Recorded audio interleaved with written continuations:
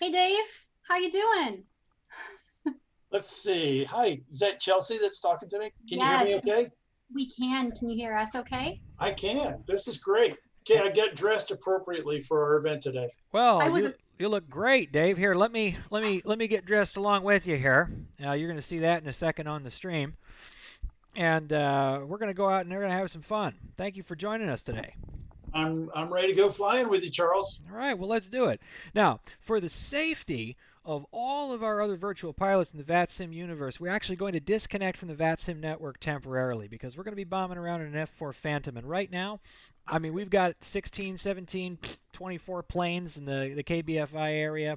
We don't need to be scaring anybody. So we're going to go flying. We're just not going to be flying up the tailpipe of any of those MD-80s. All right. Now we just got done flying the Cirrus, which is a lovely jet, and I know we're all a big fan of it. But what we have in store for you is something, as they say, wholly other. So let's see. I'm just going to go ahead and dial in our next aircraft, and we're going to go and have some fun. Let's see. Runway 14 right. Confirm. So while you're doing that, you want me to tell people why we're flying in a Phantom? I think I would love to hear about that, plus who Okay, you wait a are minute. and your story, because that's important. Okay, cool. First off, my name is Dave Baranek. As you said, my call sign was Bio. I was an F-14 RIO, F-14 Tomcats. And this is my flight suit that I wore during my last flying job when I was the commanding officer of VF-211, Navy F-14 Tomcat Squadron, the Fighting Checkmates. Um, my entire career, I was qualified in the F-14. For 2.5 years, I flew in F-5Fs as a Top Gun instructor. But when we talked about this today, you didn't have an F-14 available. And so we went down the list of airplanes. You told me when you said the F4 was available, I said, "Oh, I've got some joyrides in the F4." Yes, Uh, indeed. because when I was an instructor at Top Gun, we worked with Marine Corps squadrons, and they would sometimes swap flights. They'd say, "Hey, or the Top Gun guys would make the offer. We'd say, if you'll give one of our guys a ride in the Phantom, then we'll give one of your guys a ride in the little F5F Tiger 2." And so Ah, they always did that happily. gotcha. I see. And this is an amazing aircraft. I have never really understood the all the ins and outs of the F4 like I should, but I've always been just enchanted by it as an aircraft. It's such a cool thing. Now I believe we have ourselves. Yes, we are indeed in the cockpit now of the F4 Phantom. Hopefully you can see that on your stream there, Dave. Let me see where I'm supposed to be looking at. I'm looking at the Twitch screen. I'm not looking at it yet. Just a minute. Sure, you betcha. When you Oh pull it yeah, up, there it is. Thank yeah. you. Plus, you should be able to see yourself looking good there, buddy, and you should be able to see me. I've got Back my at you. sunglasses on, and we're ready to go. So this is from runway 14 right at Boeing Field. Should be enough asphalt for us, and we're basically gonna go just shoot right toward Mount Rainier. What do you say? Okay, sounds good to me. All right. Well, we got the flaps down one notch. Everything's ready to roll. So let's push it.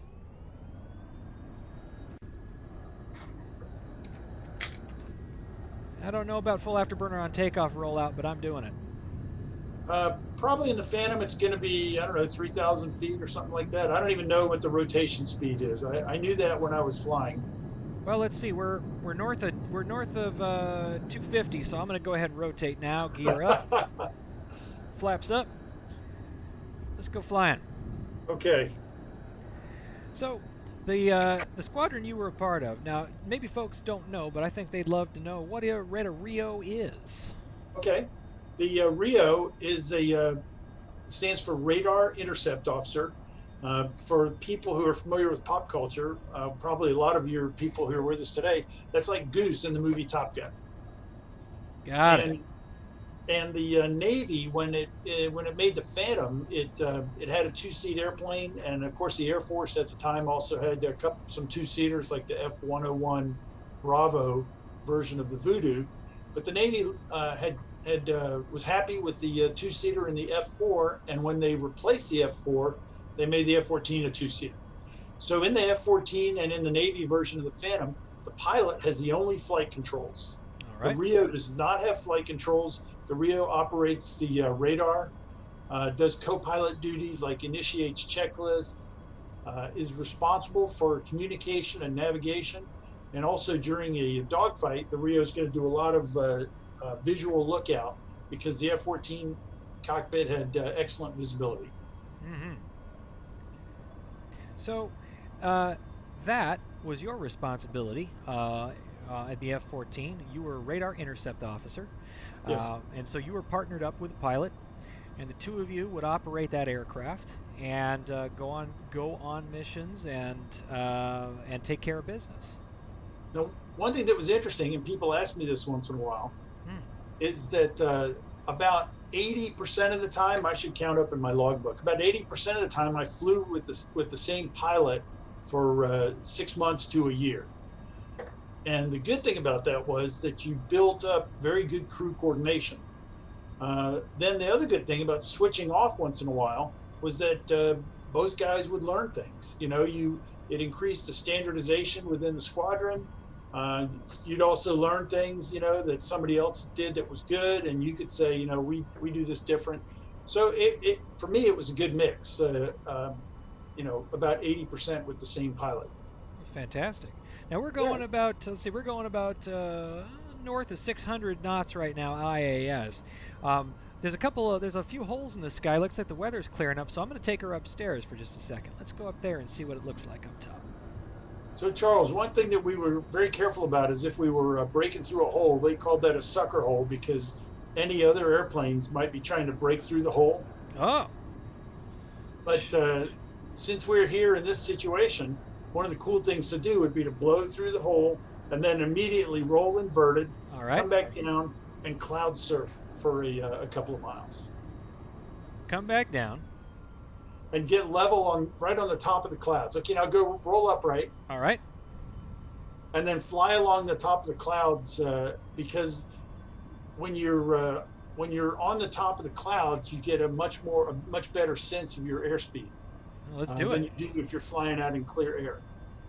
So I mean, if you're flying at 600 knots up in the middle of the sky, it really doesn't matter. 600 knots, 300 knots, it doesn't matter. But if you're right along the tops of clouds or right along the terrain, you really get a lot of the sense of airspeed. Well, I think we could probably do both those things today. There you go. We'll do the clouds for a minute, and then we'll get down low, and we'll see what it feels like sort of zooming along the ground. That sounds like a lot of fun. Now, I'm not sure how many folks have read Bio's bio, but you do have a book, do you not? I have a book. It's called Top Gun Days. And it talks about my experiences starting out as a new guy in my first F-14 squadron, and then becoming a Top Gun instructor and helping to film the movie Top Gun. I was an instructor when they filmed the movie, and all the instructors there worked on the movie. It's got a lot of pictures, and it's also told from a very candid perspective. My wife made sure that I kept it honest, and I didn't give myself well, I didn't want to give myself too much credit back when I started because, you know, I made some new guy mistakes, but I learned from them. Well, learning's the key, isn't it? I mean, like Yes. you were talking about, when you're cross-training with a new pilot, it's about teaching each other something, and so as long as you're willing to learn, that's how you're going to get good. My family, one half of my family at least, they did have a saying. They said, "Don't pat yourself on the back too hard; you might break your arm." So I can understand. Not wanting to give yourself all the credit, but it's not nothing to be doing what you did and doing it so well and so stylishly. Well, Charles, I got to give credit to the Naval Aviation Training and the Navy's mentorship culture, and that was something. That was a term that I got from the legendary RIO Willie Driscoll, who was Randy Cunningham's RIO for their 5 kills in Vietnam. And I talked to Bill for a magazine article I wrote a few years ago, and he said that mentorship culture really is what he attributed some of his success to. I mean, you know, he brought a lot of ability and a lot of commitment, just like Duke Cunningham and just like anyone else who becomes successful in aviation. But when I think back to my earliest exposure in Navy training jets and Navy training scenarios, and how, I had to struggle to just capture everything that was going on. But the Navy brings you along. They walk you along with a building block approach, good debriefing. It's an impressive system. And my experience was Navy. I've got to say the Air Force does the same. Marine Corps, they come through naval aviation training. So, but yeah, I was committed, and I stepped up and I did my part too. Giving back to the community that gave you so much. I like that. Trying to do my part. Oh, absolutely. That makes a lot of sense. And with systems this complicated, whether they're aircraft, ships, anything like that, there's no way that you're going to learn all you need to learn unless you're buddied up, unless you're working with experts, unless you're really absorbing all of that knowledge. The stuff that's not in the books, the real how of how it works. That's a whole living system. So those kinds of trainings where it's one person teaching another, showing them the ropes, giving them the space to fail but keeping them safe. That's the only way this is ever going to work. Well, and another cool thing is that once you get there, and I don't remember, it wasn't like one flight I had a light bulb, but it was after a couple of months I realized, hey, I'm doing things without even thinking about it. I'm just doing things automatically. I hope you're experiencing that also. It's starting to happen, though. I've got a lot of folks around me that I've made sure to call me out on my mistakes and give me feedback and so on. Even though it's I got the temptation to want to be a real Sierra Hotel pilot. I make plenty of mistakes, and I'm trying to surround myself with folks who will tell me honest truths about that. As it's happening, though, there are these things that I start doing, little checklists you run in your head, things that you just know either to do or not to do, and it's not even thinking. It's wired into your muscles at a certain point. It just becomes part of how you breathe. Well, one good thing about being in a Navy squadron, you didn't have to ask people to give you feedback, because they had no problem with that, did they? Exactly. Hey, it's for your own good, kid. Let me tell you this. So. Sure, and you probably had sort of mentors and folks wanting you to succeed and just making sure you're doing the right things. They were probably around every corner. Well, and it's up to you to have the right attitude about that. I mean, it was it is a very interesting environment. You've got a lot of strong personalities, and it's not it's not like a happy, skippy, little club. It's a bunch of, adults who are, colorful and everything else. But, you find your place in there, you fit in, and you just like, all right, this is it. I'm here. Sure. And one of the things that I find amazing too is you've got something like a modern carrier operation, and they're recovering aircraft. What is it, like every 43 seconds, something like that? It's pretty darn fast. But a lot of those folks that are working the deck and things like that, I mean, they're not that old. Some people could call them kids, but they're operating with a level of professionalism and keeping a high bar and operating some very, very complex equipment, and they're all working as a team. It's amazing to watch that. There was a lot of we knew the numbers. There were a lot of 19-year-olds. Yeah. And I would say it makes you proud to be an American, but it also makes you proud to be a human, to watch these, humans out there doing this incredible stuff, performing to a very high standard all the time. That's it. Yeah. I remember, and it was surprising to me because I it was in reference to military aircraft, and I never really thought it was kind of his jam, but Carl Sagan, the astronomer, as he was writing, and I think it might have been in one of his books, whether it was Cosmos or others, he wrote about the F-14 Tomcat, just briefly, but he kind of called it out as an example of a system that filled him with that sort of sense of amazement at what humanity is capable of building and producing and operating. I would love to pull up, remember what that quote was, but I remember specifically he referenced the F-14 Tomcat and kind of, look at this machine, look at what we built, look at how it operates. We are capable of understanding amazing things and operating amazing things, and we should never forget that.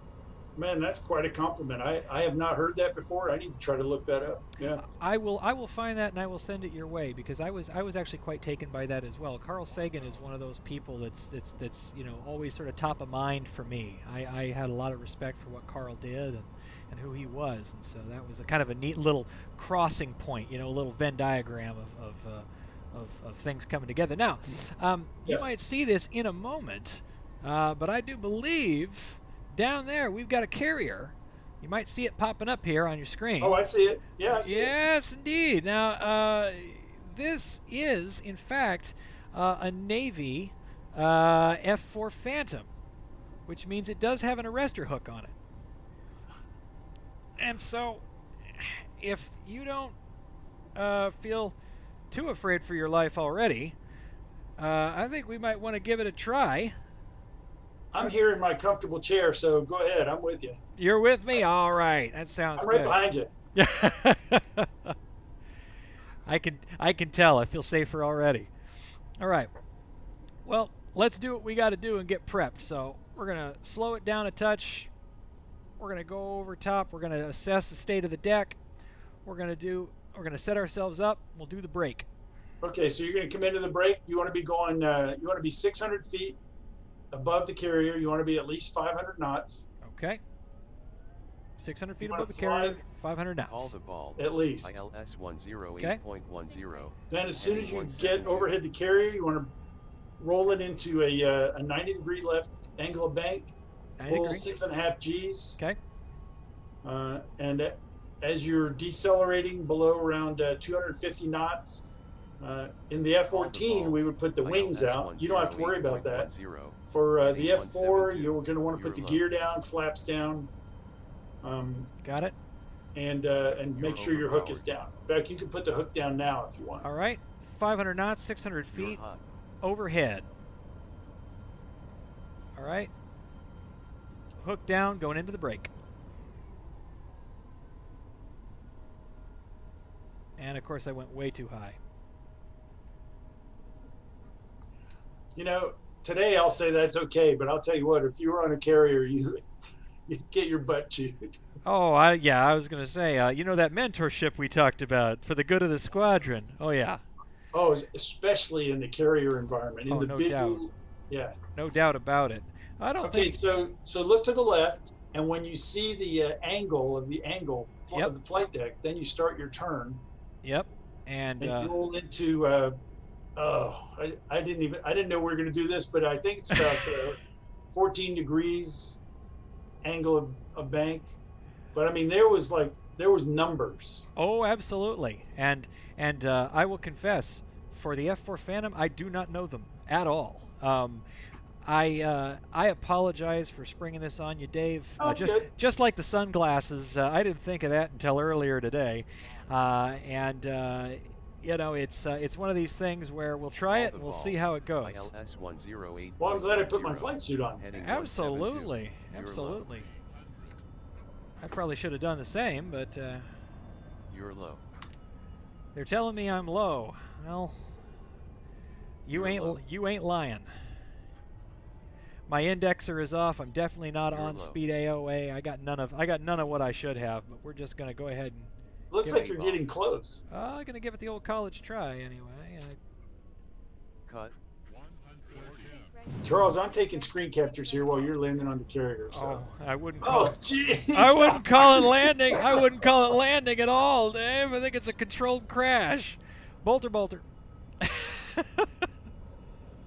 You know, I would like to wish that I could have talked you into a nice landing, but the visuals here and everything else. Nah. Just, No, we got no chance in this one. Now I'll tell you something. If you don't despair of me totally after this is all done, we can fire up DCS World one of these days, and I'd love to fly with you. I'm much better at the F-14 pilot operations than I am at the F-4, and so we might give that Well, a we'll try see. one day if you have the time, and if you're just not, if you aren't done with this guy, you're like, the heck with this guy. What's he doing? I will tell you, you're impressive already. Anybody that can get airborne after that approach, that's impressive. Anybody who can keep their career after that approach would be more impressive. Well, you haven't landed. Wait till you get out of the airplane. Can I just stay inside? Yeah.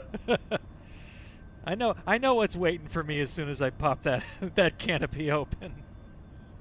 Oh, I've landed and had a flight deck troubleshooter come over, and he goes like this, points to me, goes 4 stripes on his shoulder, and wants to talk to you. Oh, I mean, geez. CAG wants to talk to you. Oh no! Now CAG is he's like The the Air head. Wing Commander. Oh geez, no! Oh no, that can't be good. You know what just happened? The carrier's turning around. Oh. You know, they don't do that very often, but every once in a while. But the air boss will come up on the radio because it's such an unusual situation. They'll come up and they'll go, you know, take it around. We need to turn for this reason. You know what I like to think of this as? They saw me try to land this thing, and they said, "You forget him. We're out of here." No, they said he is doing so good. We got to make it look harder. Oh well, I'm sweating here, Dave. I'm sweating. All right. Now I assume what they're going to do is they're going to basically just hold a reciprocal course, and so I'm going to go ahead and spin it around. And if that doesn't work, we'll just get it back into the air and pretend this never happened. But I'm going to get one good college try to get it back on the deck so that I can get that shooing out that I've always wanted. Okay, so when you get on the ball, you want to slow down till you're going probably about 150 knots in the F4, maybe 145 knots. All right. And you want to set 600 feet per minute rate of descent. All right. Oh, man, you're starting the approach from here. This is good. Okay. Heading 353. Wave off.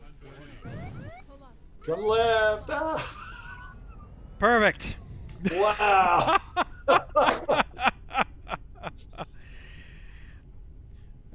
That's too bad. Too bad I caught the 4-wire. It was almost perfect otherwise. If there's external video of that, it's going to be big on YouTube.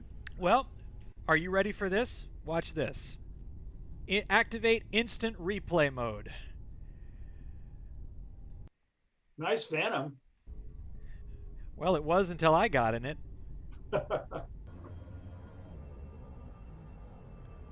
All right. All right, folks. Man, the visuals in these things are just amazing. I mean, that's beautiful. They have come so far. They really have. And I believe that you've spent a little time with the Heat Blur F-14 in DCS World and the folks that built that. I did. I will. Yeah. Oh, please go ahead. And I'll pause. Well, they right actually here. they wrote to me and they said they read Top Gun days and they learned a few things out of it. So. Oh, absolutely. All right. Boy, look at this. This is what. Oh yeah. Here we go. Yeah. So spending a minimum amount of time in the groove here. I mean, I think a time in the groove on this was like 8 seconds. So, all right. So here we go. We're gonna try it from a couple of different angles. All right. Here we go. Okay. It's not gonna get any prettier. Dave, that was a 3-wire. I saw it. Everybody saw it. Everybody saw it. Good save. All right, now let's back up. We're going to look at it one more way here. Charles, I will tell you that in the Navy, on the ship, no. No. Just because you catch a 3-wire, no. The way you got there. No.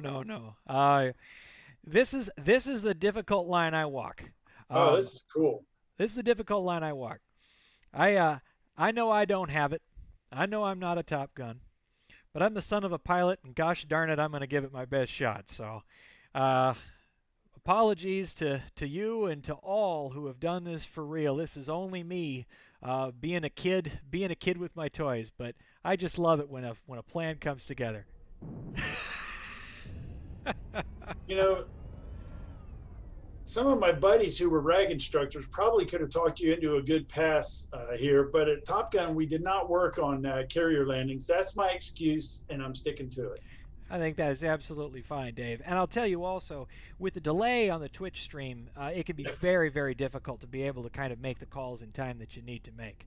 Yeah, that too. Yeah. And so, it's all on me. This is me going out there and being a little bit reckless, but having some fun. And I sure am glad of you being a good sport and talking me through some of this and telling us some of your stories, because it is a heck of a lot of fun.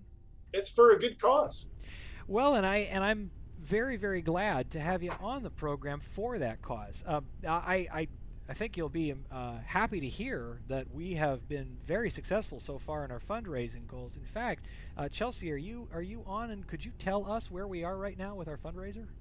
I am, and while I look, it looks like Dave has a book that he wants to share. So while I refresh my page, let's have Dave tell us more about the book in his hands. Oh, yes. Well, this is my book, Top Gun Days. I figured this was a good opportunity to get it. It's and this is what Charles and I talked about earlier. It's available at booksellers. They just had another print run, so new copies are available. It's also available as Kindle and an audiobook. It's got a lot of pictures also, and then I will, let's see, where's the pictures? Got a lot of pictures. Hey, they're in color. Yeah. Deluxe, man. Deluxe, Dave. Okay, Chelsea, go ahead. Over to you. Thanks for throwing it back to me. Thanks, Chelsea. For all of our viewers, I just linked Dave's book in our chat, and then it looks like we are up to $3,185. Oh, fantastic. Plus our matching for the Museum of Flight. So we are doing awesome. We'd love to hit our goal today. So anything that anybody can give would be great, and I will go ahead and post that GiveBIG link in the chat one more time. That is very good. Absolutely huge. Chelsea, thank you so much for giving us the scoop on how things are going. I'm so thrilled with everybody's generous donations and all their support. And of course, our guests today have been fantastic. Dave, it's been a real pleasure to have you on the show today. Charles, I've been watching for a little while, and you are putting on a great show, and I'm happy to be a part of it. So thanks for inviting me, and I wish you guys the best of luck. Thank you, Dave.